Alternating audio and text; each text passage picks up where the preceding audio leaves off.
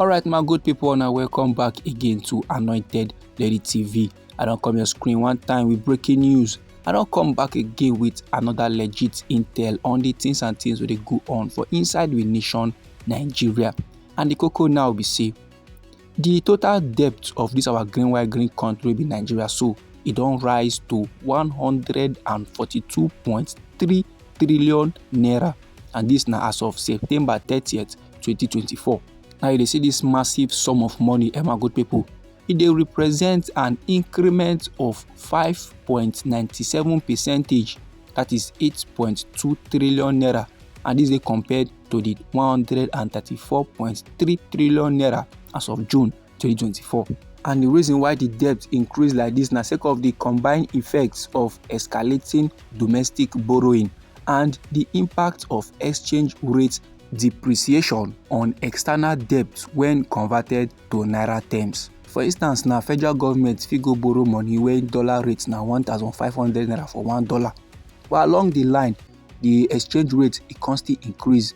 Our country naira value now can depreciate, thing can come down, it can become 1,700 per $1. That one no concern who you borrow money from. If you borrow $70,000, you go guys pay that money back. And sake of say our naira now don't depreciate, it will come mean more money will guys return back to where them borrow from. So like this now, my good people, if we look at the data where they released by the Debt Management Office, that is DMO, it shows say the external debt of this our green country Nigeria, so in dollar terms, the thing grow marginally by 0.29% from 43.3 billion naira for inside the month of September. Then if you say make it check that 0.29% for inside our country naira, you go see and say the thing are they very much different. In terms of our country naira, the external debt surged significantly by 9.22%. It rise from 63.7 trillion naira when day before to 68.89 trillion naira during the same period. And this increment happens sake of say our local currency will be the naira lose value. It depreciates against the US dollar as the exchange rate come weak from 1,470.19 naira wey dey per dollar for inside the month of June. It can increase to 1,601.3 naira per dollar by the end of September for inside the year 2024.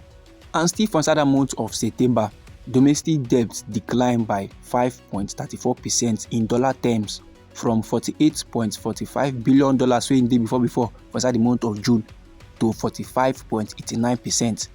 But in naira terms, domestic debt it dropped increments by 3.10% from 71.22 trillion naira wey day before it got increased to 73.43 trillion naira. The federal government now is very much accounted for the bulk of domestic debt, will rise from 66.96 trillion naira in the month of June to 69.22 trillion naira by the month of September. So in contrast, domestic debts with the 36 states of this our green country Nigeria, including the FCT, they owe, it declined slightly from 4.27 trillion naira to 4.21 trillion naira. Now based on say we don't enter new year 2025, they never calculate the debt profile. We never know the total sum of money where this our green country they owe. But updates they ground say the federal government they plan to borrow more money. No say the Minister of Works with Dave Umahi say we don't come outside the yarn. Say they need to support our President Bola Ahmed Tinubu and they need to encourage them so that Ingo fit borrow more money. But stakeholders and experts they don't come outside to call the yarn. Say this borrow it no make sense because all the ones they don't borrow before, we don't know where the thing they go. We don't know what they don't carry and do, and we need to see the results because inflation is still they continue and hardship is still plaster for inside the nation Nigeria. So it no make sense when we say you go borrow money and you know if you can't do anything, you know go show say you dey work. Anyhow the informate be you for body, my good people, feel free make a drop up inside our comment section. Meanwhile, I still get another legit intel with my table like this one I need share give the general public.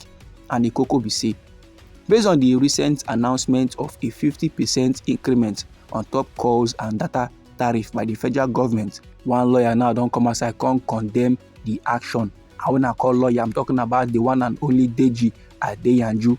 This man now come outside now dey yarn say the present administration wey dey led by our President Bola Ahmed Tinubu is set to end Nigerians with untold hardship. No be small matter like this, my good people. No say Oga Deji Adeyanju na man wey be say he don dey vocal against the policy of this government. He don yarn am times without number say this policy wey this administration dey always dey implement, say they are not people orientated o. They no come to save the general public, but as a matter of fact, e come to make country people poor. E come to bring poverty to the lifestyle of the general public. Now for inside one post wey Oga Deji Adeyanju make available on Wednesday for inside im official social media handle for the popular social media platform wey we know as X on the 22nd day of January for inside this year 2025. Na there Oga Deji Adeyanju come dey describe this Tinubu-led administration as a government from hellfire. According to how Oga Deji Adeyanju take write am for im post, he say they just increased tariff for all phone calls in the country. The government has vowed that it must finish off Nigerians with suffering, a government from hell. And no be lie, my good people. You know say na still for inside this administration wey dey led by our President Bola Ahmed Tinubu, na dey still plaster policy wey be say in every transfer wey you dey receive, they dey minus 50 naira. Now no be say na like daily something o, no be say they go minus am once a day. No. Na every single time wey you receive money from somebody, they go minus am from the money wey you receive, 50 naira. Those kind of levels normal, e no make sense. And some time ago, e get one politician wey come outside come dey yarn say this administration wey dey led by our President Bola Ahmed Tinubu dey milk a dying cow. Make they no understand wetin e dey try dey talk. See as the economy be like.